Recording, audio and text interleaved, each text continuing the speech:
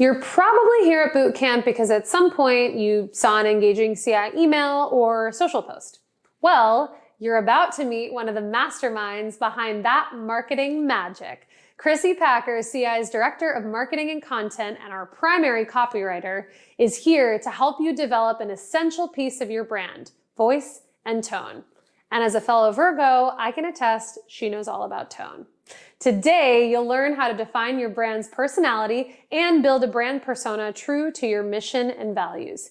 There will be no Q&A in this session, but you can reach out to Krisi through the conference platform if you'd like to get in touch.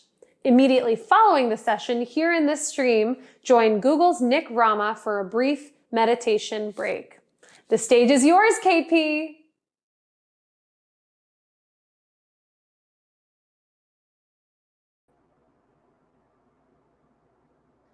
Oh, thank you so much, Priya, and thank you for the extra Virgo love. Hi, everyone. My name is Krisi Packer. My pronouns are she, her, hers. I'm a white woman with dark brown hair, dark brown eyes, and I'm wearing round-framed glasses and a forest green jumpsuit. I have silver dangly earrings on, and I'm sitting in front of a cream-colored wall. I'm coming to you today from Denver, Colorado, and as we gather here today, I honor and acknowledge that I am on the traditional territories and ancestral homelands of the Cheyenne and Arapaho nations.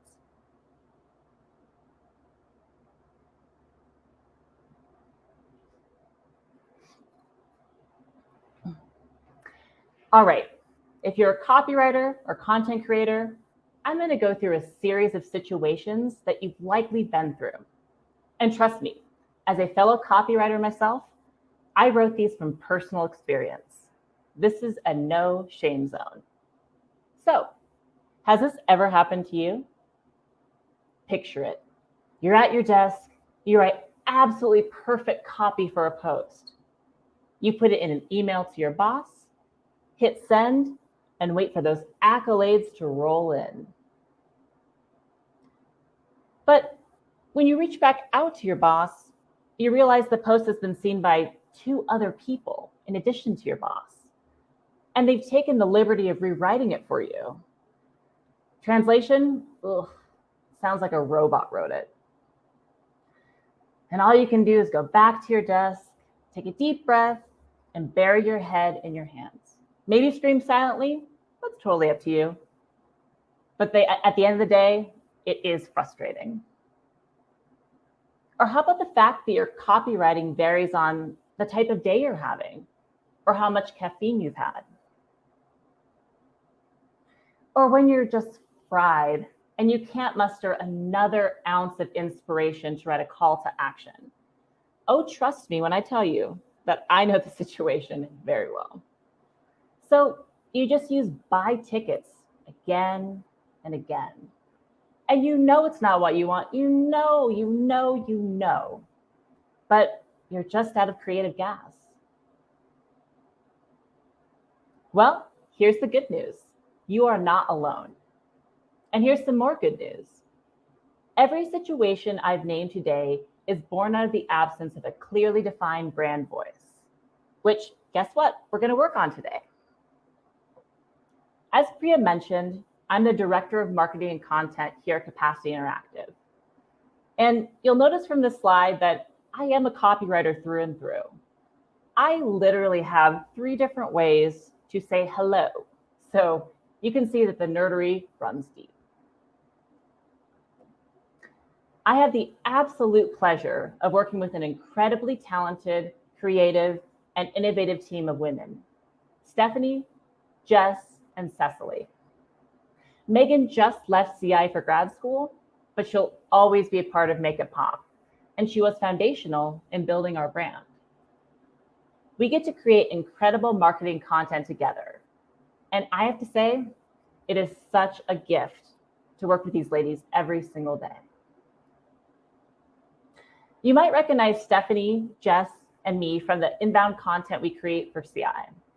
Everything from the social content calendar for arts marketers, to social media ad dimensions, to blog posts, to arts marketing horoscopes. Plus, all of the bootcamp marketing and platform collateral you're seeing, well, that's us. We're a small but mighty team. I also work with Cecily to create social content for our clients' paid Facebook and Instagram campaigns. Our job is to become seamless members of their content creation teams and handle creative direction, graphic design, and copywriting for each post. We have the absolute pleasure of working with many different types of organizations and genres, from ballet companies to organizations that support young artists, to performing arts centers, service organizations, theater companies, and so much more. It's been really, really fun to build up this offering at CI and to connect with so many of our clients to help them create this stellar social content. And here's a fun fact about me. When I found out there were only 3 glamour shot studios left in the US, my friend and I got into a car, drove from the city to a mall in New Jersey to get our glam on. And I know what you're thinking. And the answer is yes. I do own that entire outfit, including the lace gloves. But don't worry. My style aspirations might be stuck in the 80s, but my advice about copywriting isn't. Now, truth be told, I did get a package deal on these shots. And like any good content creator, I'm going to get legs out of what I paid for. So buckle up, everyone. We're going down some glamour shot roads. So what's in store for you today? Well, you're going to build key foundations for your brand voice and tone, which are crucial parts of your brand. You're also going to get actionable copywriting tips and frameworks to help you copyright with confidence. Finally, you're going to get advice on how to build a solid creative team. So let's dive in, shall we? And just so you know, this is the end of our Glamour Shot tour. Thank you all so much for humoring me. Let's first talk about what your brand voice is and why it's important. You know, what every organization wants is stellar digital content, thumb-stopping social posts, incredible emails, landing page copy that converts. But what some of you might not know is that content is just the tip of the iceberg. Today, we're going to spend our time exploring foundational underwater elements that support that iceberg. Now, it's not necessarily what you'll see in, say, a social post or an email, but it's ultimately what holds it up. Things like defining your values, creating an organizational voice, and creating a culture of trust that supports creativity. These are below the water, and very often they're not seen or discussed, but they're crucial elements of stellar marketing content. So let's kick off with one of those elements, brand voice. Your brand voice is a crucial part of your organization. It's an expression of your organization's personality and is realized through adjectives that describe your brand's communication style. Many people think of brands as only logos or color palettes or typography. And although those are very important elements, your organization's voice is a vital part of your brand. A defined and consistent and engaging brand voice also helps you stand out in a sea of content, which is important in 2021 and beyond. And as you can see from my infinitely scrolling Instagram feed, there is a lot of content out there. And with short human attention spans and endless content, it's more important than ever for you as an organization to stand out in that never-ending sea of content. And in that sea of content, certain factors stand out more than others. Sprout Social conducted a recent survey of consumers, and they found key elements of why some brands stood out more than others on social. 40% said memorable content, 33% said distinct personality, and 32% said compelling storytelling. Here's the best part. Your brand voice is a part of every single one of these data points. Finally, a clearly defined brand voice helps you differentiate between personal taste and organizational goals. It's really easy to fall into a trap of writing what suits your personal taste, or maybe what the quickest approval process will be, or maybe what your team or your board wants. But having a defined brand voice will help you question those personal aesthetics and pave the way for consistent and engaging copywriting across platforms. All right, so let's dive into building your brand voice. Okay, so we have your brand voice as the foundation, and it's built on several key elements. We'll start with defining your organizational values. Next, we'll define the traits of your minimum viable audience. Then, we're going to talk about how to position your organization to stand out amongst the crowd. And finally, we'll talk about how to shape the reputation you want for your organization. All right, let's get started with defining your organizational values. Now, your values are different from your mission. They do have some similarities, but there are unique distinctions. Your mission defines why your organization exists, and your values are intrinsic to your organization's day-to-day. They shape how you operate as an organization. And not only do values guide how your organization operates, but they also have a bottom line impact. According to Design Rush, 64% of consumers say that shared values create a trusted relationship with the brand. Let's take, for example, CI. Our mission is to partner with leading arts and cultural organizations to help them build audiences, engage community, and market smarter. This mission statement clearly explains why we exist as a marketing firm. Now, on the other hand, CI's values truly guide everything we do in our day-to-day, from how we hire to how we work with clients. Our values act as guideposts to keep us focused and working from a place of unity. You can see our values shine through every piece of social content we create, from email and copywriting tips that highlight our partnership and sharing values, to showcasing trailblazing women in the arts, which highlights our passion for the arts value. Every piece of content is viewed through the lens of CI's values that we create. Values are core principles that guide your organization, both internally and externally. All right, now that we've introduced our values, let's talk about defining your minimum viable audience. This was a phrase coined by Seth Godin, who is a best-selling author and marketer. He defines your minimum viable audience as the smallest group of people that could possibly sustain you in your work. And I'm going to give you a small hint here. Your minimum viable audience is not every single person in the US or globally that likes dance or classical music or theater or the visual arts. Seth Godin says that if you aim for mass, it can water down what you're offering and turn stellar into average. And you don't need every single person to love your organization. In fact, he says the act of chasing everyone is probably keeping you from reaching anyone.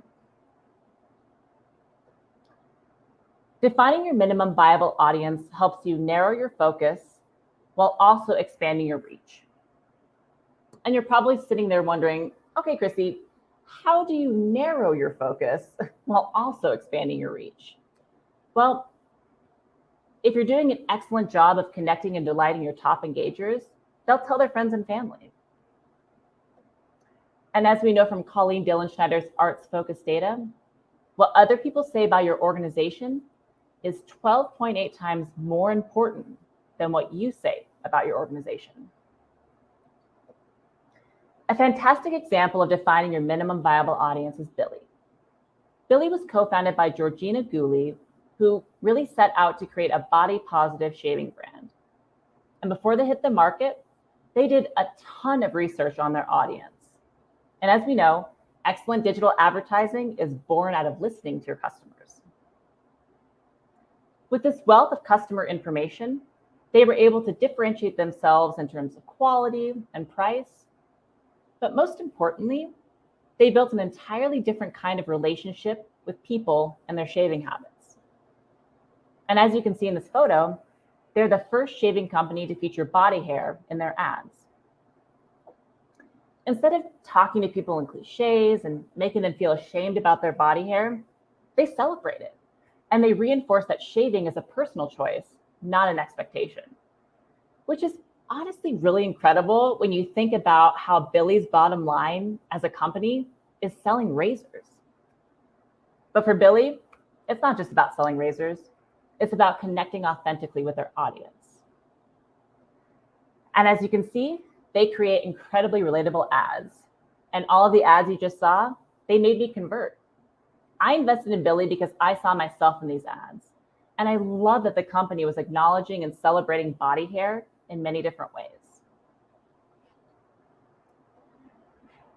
Think about how you talk to a stranger versus how you talk to your best friend. It's completely different. The more you understand the nuances of your audience, the easier it is to write copy that will resonate with them. So how do you understand those nuances? Well, the first thing is get specific when you're defining the traits of your minimum viable audience. And I'm not just talking about demographic information here. I would like you to think about values alignment, interests, worldviews. Knowing your minimum viable audience will help you write stellar copy that connects with them in their everyday lives. All right, let's recap so far. You're starting to think about your organizational values and some of the traits of your minimum viable audience. Next, let's talk about your organization's reputation. Reputation revolves around how your audience sees and perceives your organization. And reputation plays a major role in motivating visitation to cultural organizations. In fact, according to Impact's research, it's only second to personal schedule for your high propensity visitors.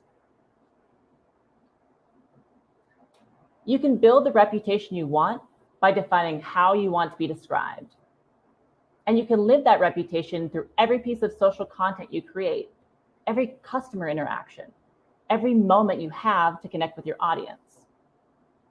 Think of it like a Google review of your organization and fill in the blanks. We want to be described as blank by our minimum viable audience. And you'll do the same for how you don't want to be described. Here's an example. We want to be described as intuitive by our minimum viable audience. That's a positive review. A negative review would be, we don't want to be described as behind the curve by our minimum viable audience. Now, when you're writing your reputation reviews, it's important to include rationale for each. And it's especially important to avoid being vague in your rationale. Say you want to be described as welcoming by your audience. Well, your reasoning behind this can't be, well, we just don't want to be closed off. That's just the exact opposite of welcoming, right?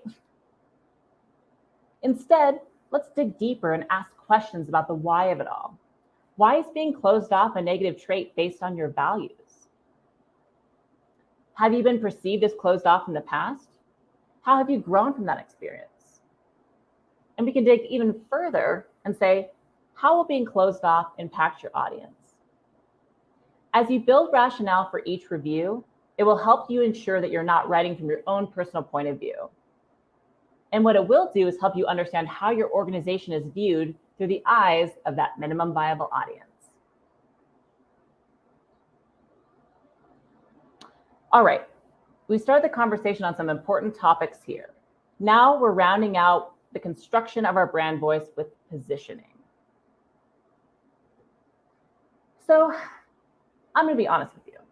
Positioning is an important part of building your brand voice, but it's one of the more challenging things to define. But it's not impossible. And I'm sure just sitting there on the other side of the screen saying, wow, that's a bold claim. Thanks for that setup. But trust me on this, it's not impossible. It might be even fun. Who knows? That's your kind of thing? Awesome. But let's dive in and work on this together. Positioning is the unique space your organization holds in the eyes of your minimum viable audience. As you're working on positioning your organization, it's important to ask yourself questions like, what sets your organization apart from the competition? What makes your organization unique? And what do you do currently that your competitors don't do? I like to think of positioning in terms of a Boulay Brothers quote. They both host Dragula, which is a drag competition show, and it's one of my favorites. Season 4 just dropped on Tuesday, which I'm very excited about. And before they judge the competition of each show, they say the exact same thing. We're not here to judge your drag. Drag is art, and art is subjective. What we are judging you on is your drag as it relates to the competition. Positioning isn't a read on the art you put on your stages or in your galleries. I'm not asking you to justify that. What I am asking you to do is take a look at your organization as a whole, everything you do, and ask yourself, how does this bring value to my minimum viable audience? And it doesn't necessarily have to be about your programming either. Do you have an excellent customer service strategy? Do you have unique subscriber benefits? Do you do something your competitors currently don't do, which creates an advantage for your organization? Remember that effective brand positioning occurs when a brand is perceived as favorable, valuable, and credible to your audience. Just like with your minimum viable audience, and like you've heard me say many times before, it's time to get specific with how you position your organization. Let's start with something broad.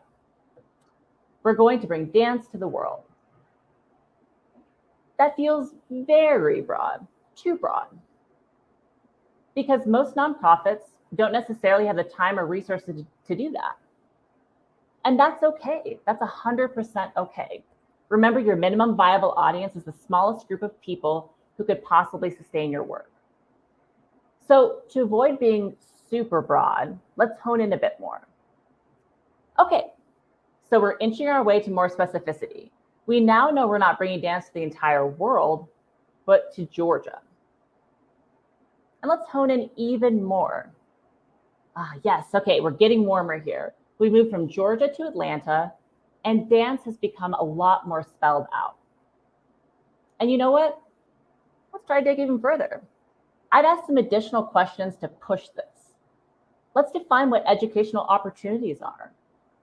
Let's talk more about what types of performance opportunities there are available. Remember that positioning helps set your organization apart from the crowd.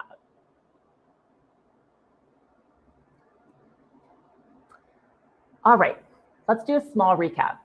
So you're starting to define the values of your organization, which are intrinsic to your organization's day-to-day. You're starting to define the traits of your minimum viable audience, which is the smallest group of people that could possibly sustain your work. You're creating Google reviews for your organization and how you want it to be perceived with more detailed rationale. And we're chipping away at those positioning statements that help set us apart from other organizations. Excellent work so far. So now you have this framework, and after this conference, I'd like you to take this framework back to your organization for an exploration with key stakeholders. Trust me, vacuums look great with Freddie Mercury, as you can see here, but they're not so cute when it comes to your organization.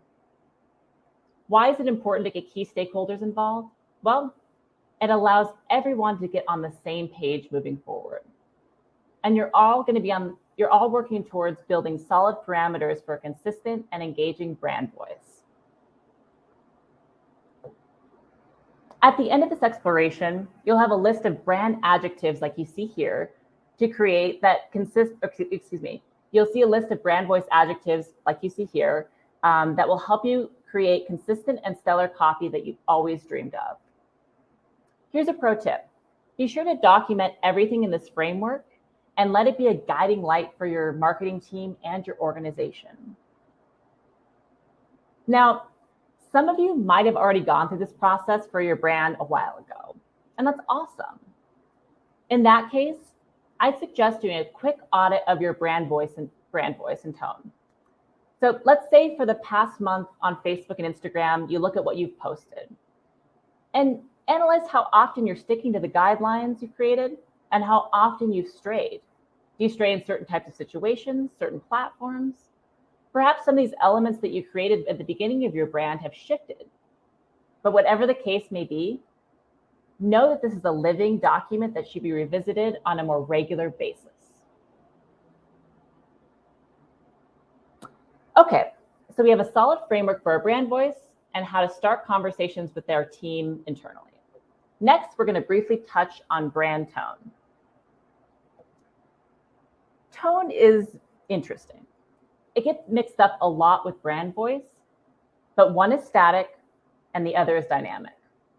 The word tone also has its own, tone, I suppose, but I digress. The way I look at tone is that tone gives nuance to your copywriting. Your tone might change on LinkedIn versus Instagram, or how you respond to a comment versus how you write an email subject line. It could also be how you talk about your educational program versus a fun post about National Piano Month.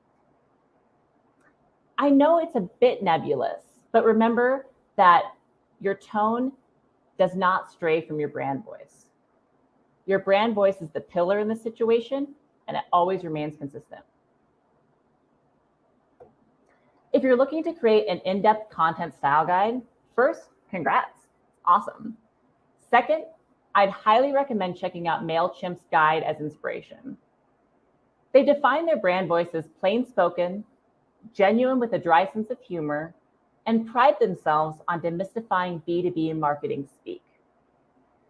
Now, they define their tone as informal, which can kind of feel a little loosey-goosey at first. What does informal mean? But what I love about this is how they dig into what that means for them. It's not defining every single situation with rigid rules. Instead, they provide an overarching principle that keeps their customers and brand voice at the forefront, while also empowering their team members to make informed decisions. Remember that your brand voice is what you say, and brand tone is how you say it.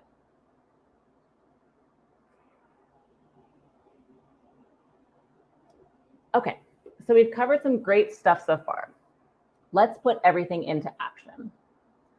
Let's start with a framework for exercising your brand voice adjectives. Copywriters have their own strengths, weaknesses, and personal experiences. For example, my colleague Becky is an excellent copywriter.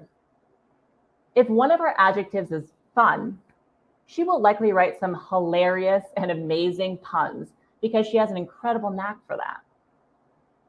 Me, on the other hand, well, I have a bit of a darker sense of humor. So fun to me might mean something completely different. And that's why we make a great team. We bring different talents to the table. And that's why this is extra important to put your brand adjectives to work in real life situations. Here's a framework that will help your creative team put those adjectives into action. It's kind of a fill in the blank scenario that gives your copywriters practice while also giving you as a team the opportunity to come together to discuss. Okay, so first on the left-hand side, we have our brand voice adjective. Next, we're going to identify the platform we're writing on. Then we're going to write social post copy that really amplifies the brand voice adjective we've identified. Then we're going to write social post copy that does not amplify the brand voice adjective we have identified. And finally, we're going to add rationale to it, which is one of the most important parts. For example, if your voice adjective is welcoming and you want to write on Instagram, you write like this. Need help? Our box office team is ready for you. Link in bio to get in touch. Instead of this, individual seats are on sale, some restrictions apply, our box office is open limited hours for questions. Why? Well, we want our audience to feel like our venue is a second home to them, a community that is strong and supportive. Now, to get into the details of the copywriting of this, here's what I did to turn closed off text into welcoming text. So I took out some restrictions apply and limited hours because that copy doesn't feel as welcoming and supportive as it could be. And that's our aim. Plus, if you do need that copy, put it on a landing page where you're driving users. They can read it there. And I started the post by asking a question that is relevant and personal to those who might need box office assistance. And I'm here to tell you that yes, even posts about customer service can and should have your brand voice shine through. Okay, so here's that framework one more time if you'd like to screenshot it and take it back to your team. Highly recommend it. Okay, let's switch gears just a bit to help you copywrite with confidence. Excellent digital copywriting is clear, it's concise, and it cuts through the noise. It's a delicate balance between creating a sense of urgency, action, and a genuine invitation to join the conversation. All right, tip number 1, keep your copy short, sweet, and memorable. A golden rule of copywriting is to cut your copy in half and then cut it again. Hat tip to Steve Krug, who came up with this concept. And I know you're sitting there on the other side of the screen being like, what? But there's so much to say about our programming. How is that even possible? And trust me, it is possible, and it's necessary. Let's aim to turn 50-word homepage copy into 25, and then turn 25 into 15. I think a big misconception about copywriting is that you just pump out fun, pithy copy on the very first try. Most of the time, that's not the case. I would encourage you to write longer headlines or subject lines and then boil them down to their very essence to ensure you're creating the best copy possible. Editing is a major part of the creative process. And if you're being too wordy, there are some questions you can ask yourself, like, are you providing too much detail? It's a delicate balance between intriguing people to learn more, but not leaving out too much information. Can you cut down on bloated writing? Phrases like in order to can be cut down to to, and due to the fact, because. You can also take this opportunity to cut back on any overuse of jargon that might feel alienated to audiences. Next, are you using concise, active phrases? Passive phrases take up more space and feel weaker in their delivery. Active phrases get right to the point and create a sense of action, which is what we want to accomplish in our posts. We want our users to take action. Here's another pro tip. You don't need to put all of your information into one post. Please don't. This right here, this just isn't going to cut it. Please don't make your audience work to find the important information in your post. Remember that all of your posts are part of an overarching campaign. And if you didn't get every single detail about your performance in there, that's okay. You're doing it right. Your goal is to send users to your landing page where they can read all about your performance in detail and any other specifics that they might need to know. All right, tip number 2. It's crucial to make your audience the focus of your copy. It demonstrates how you provide value in their lives. Now, if I may get on my soapbox for just a minute, one of the things that just makes me so sad is seeing a post that starts with, "We're so excited to announce." And here I am when this happens, as played by the incomparable Madeline Kahn. Guess what? It's always about your audience. It always has been, it always will be. And frankly, they don't care how excited you are. They want to know why your programming will get them excited. And you're probably wondering, can I never use we again? Can I never use us? You can absolutely do that. But to get rid of the we're so excited to announce trap, try writing and using the second person. Instead of saying, "We're so excited to announce," say, "You'll love what's in store for you this season." Instead of saying, "We still have tickets available for this weekend's performance," say, "Do fun, relevant angle. What should I do this weekend?" Say goodbye to that question. Again, pay attention to the number of times you're using we and us in your posts. I'm not saying that you need to be eliminated completely because that's not possible, but it's important to put that second person spin on your copy. It's always about your audience. All right, tip number 3, write for scanners. Let's zoom out a bit on social media and talk about blog posts and your website. When you write a piece of content, there's absolutely no guarantee they're going to read it from cover to cover. Sorry, I know, it breaks my heart too, but it's the truth. According to Nielsen, 79% of people scan web pages. They pick out keywords and phrases to determine if they want to spend more time reading. And there are ways to help them do just that. First, let's start with making scannable blog posts, which, as we know, are amazing resources for content and SEO. When you're creating blog posts, remember that white space, subheads, and highlightings are your friends. First tip, use white space. Huge blocks of text are daunting to scanners, so daunting. White space helps you chunk out any information for easy scanning. And while we're on the topic, let's stick to single point paragraphs. Listen, we're not writing novels, we're writing marketing content, and we don't want to make our readers work to understand the main points and takeaways.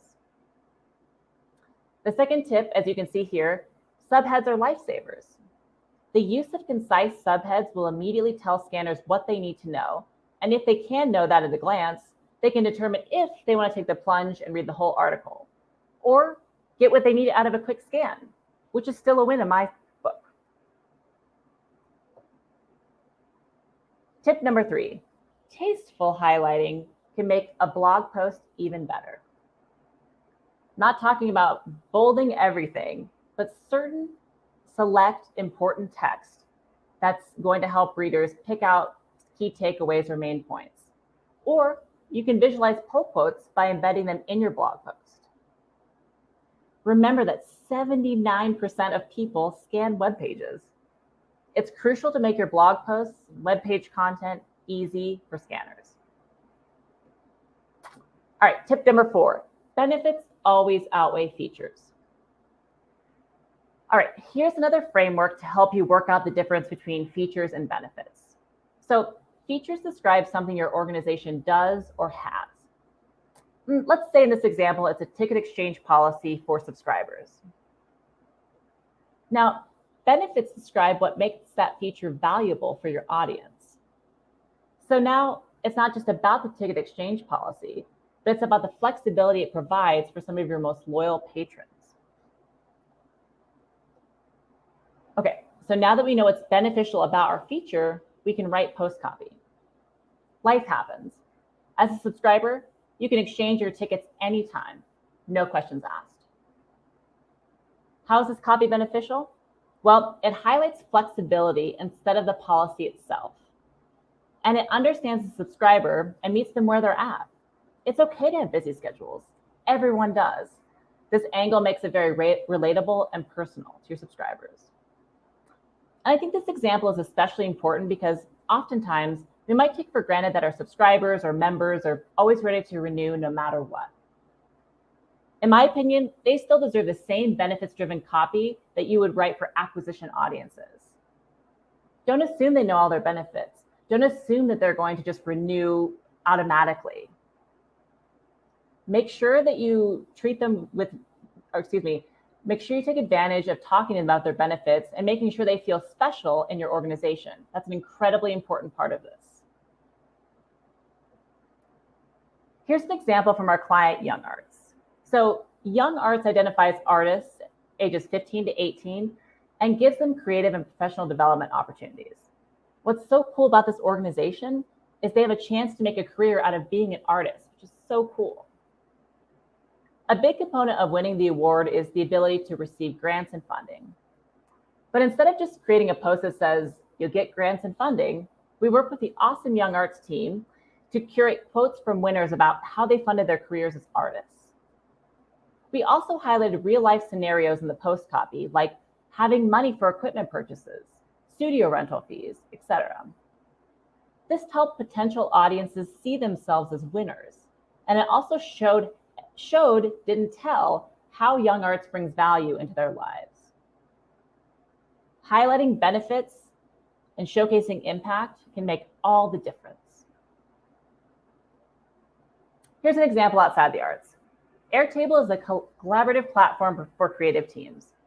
And when I was served this ad, the copy really appealed to me because I was using messy spreadsheets that made my head spin. It wasn't fun.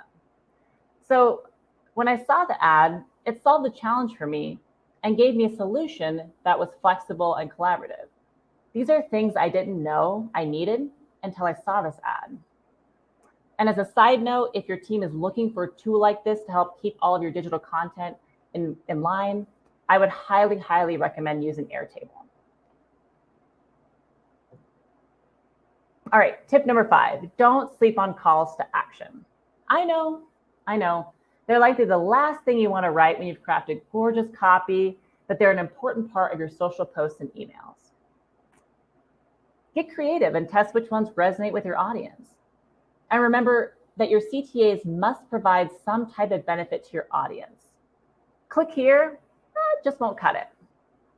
And if you need some inspiration, check out our CTA generators on our website. And truth be told, I created those generators because myself, I have a hard time coming up with new CTAs.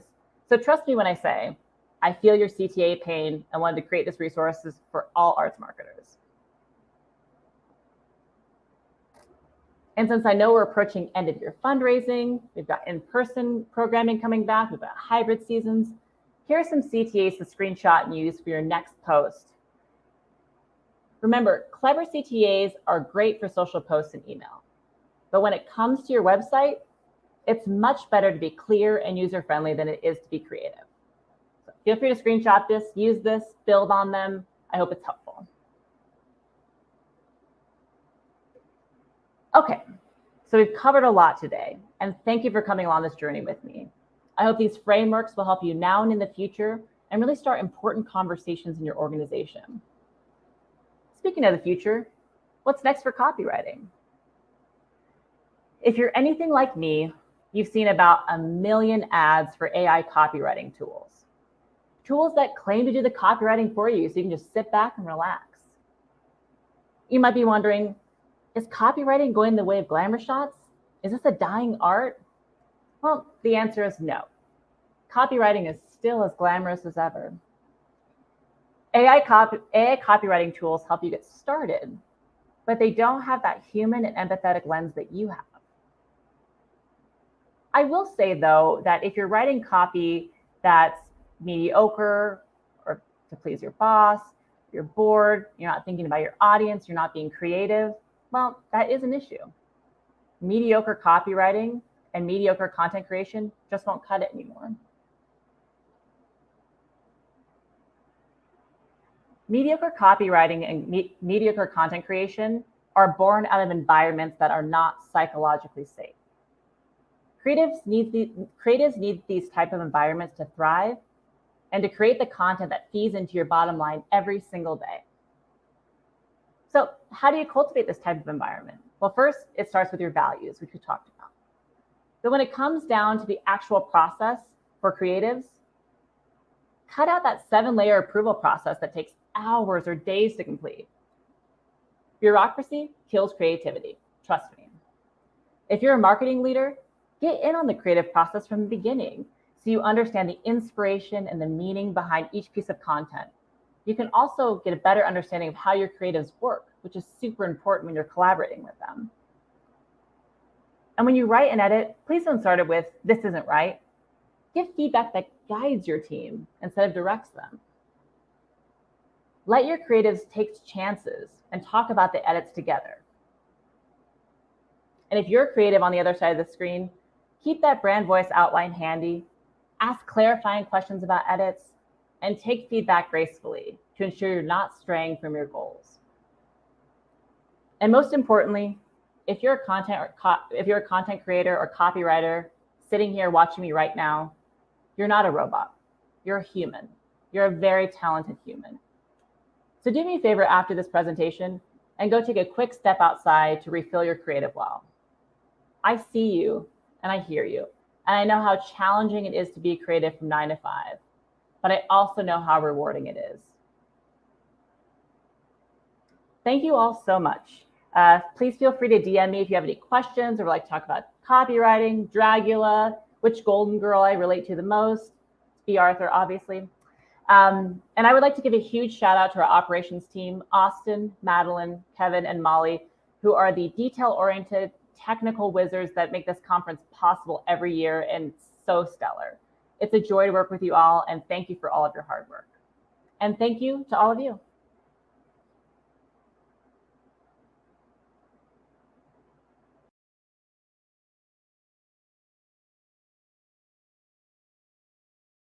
Hi there, nice to see you again. My name is Nick Rama, my pronouns are he, him, and I'm coming to you from Manhattan, which is the ancestral home of the Lenape tribe of indigenous people. So in our last session, we worked with our breath. The breath was the object of meditation. In today's session, we're going to work with the body as the object of meditation. I just want to acknowledge that these practices may not be for everyone, and that's okay. It may bring up uncomfortable feelings for you, and so I just wanted to say that and to acknowledge that. Even though these practices have been of benefit for me, they may not be of benefit for everyone. So these sessions are completely voluntary, but I would invite you to practice if you haven't done this before to see if it works for you, and if it doesn't work for you, that's completely fine as well. So with that, I'd invite you again to take a seat, whatever's comfortable for you, either sitting on the ground as I am, or sitting in a chair, or even lying down. And again, we'll start the session with the breath. So I'll invite you to just take one deep breath in together, in through your nose, and out through your mouth. So this is our time to just let whatever came before this, whatever's coming after this, just to drop everything and to just engage with the breath, engage with the body. So again, we'll take another deep breath in together, in through the nose, and out through the mouth. So just really letting everything out, really sinking into the body. And if it feels comfortable for you at this time, I'd invite you to close your eyes, and we'll really just try and drop into the body. So again, it might actually be helpful to, again, take another deep breath in and out. And really just dropping in and just taking a scan. Just take a brief scan of your entire body. Just checking out how things are feeling on your lower extremities, up to your torso, up to your shoulders, up to your head. Just noting any areas that feel good or might feel uncomfortable for you. And we'll start by going through each one of these sections of our body. Again, as we brought mindfulness and curiosity to our breath in the previous session, I'd invite you to do the same to your body in this session. So we'll start with our feet. So really just feeling your feet. Your feet are what connects us to the ground, and that energy that comes from that. So whether you're in an apartment building like me, or you're in a home, or you're in an office, just feeling your feet and that connection to the ground. What does that feel like for you? Feet touching the ground, connected to the building going down, stories connected to the earth, foundation into the earth. Really feeling that connection through your feet. And then moving up from your feet to your ankles, giving you that movement, allowing your foot to go in all different sorts of directions. Feeling your ankles, and then feeling up from your ankles up to your calves. Feeling your calves, and the back of your legs, and moving to the front of your legs. up from your legs up to your knees, those joints, again, providing you different ranges of motion. Just really connecting to that feeling of your knees. What do your knees feel like right now?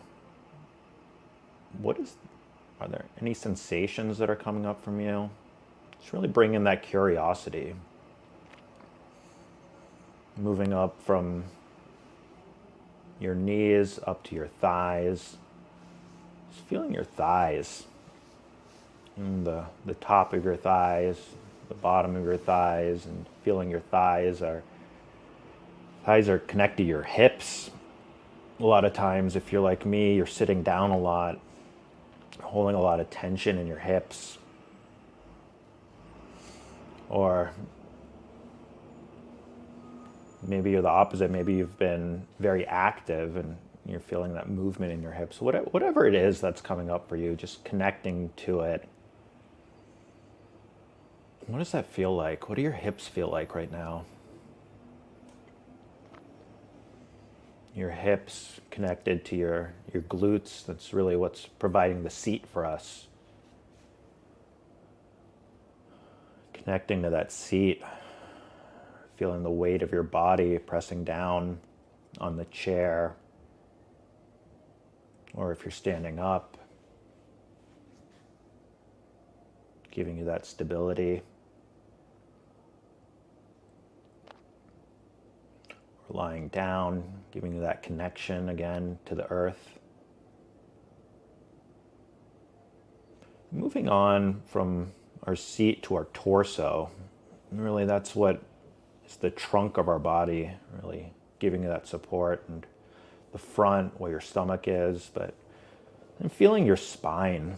I mean, the spine is that length of column that connects the upper part of your head down to the lower part of your body, providing us stability.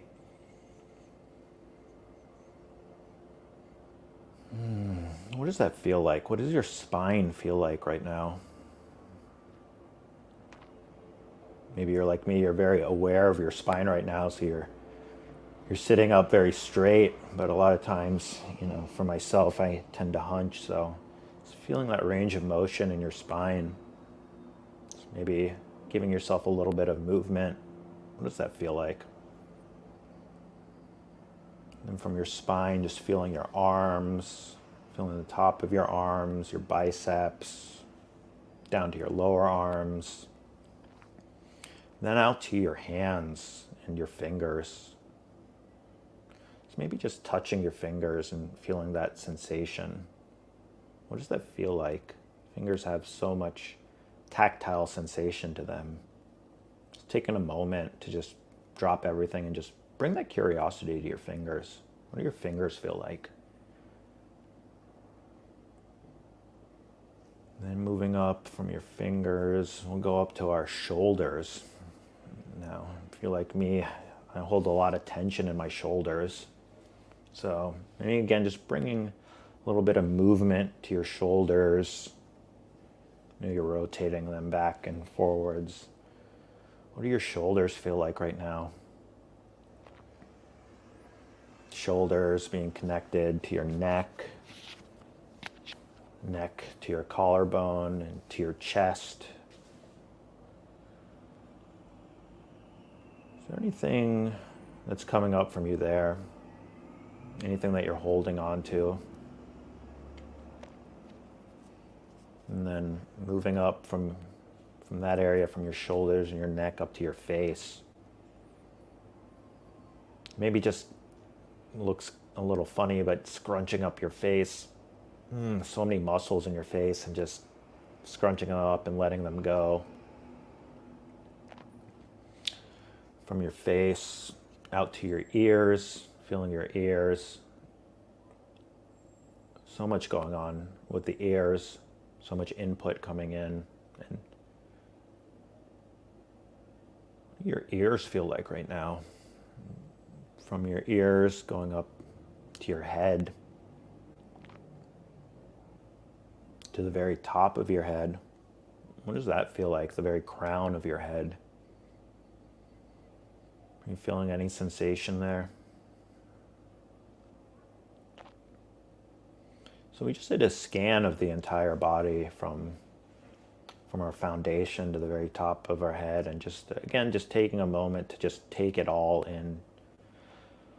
A lot of times we're so in our minds that we forget what it's like in our body, and that's so important. What's going on in our body, that intuition, just connecting to it. There's a lot of knowledge that we can find there. So I want to thank you once again, and give yourself gratitude as well for taking this time to connect with your body. And I wish you a great rest of the conference, and I'll see you again for our last session. Take care.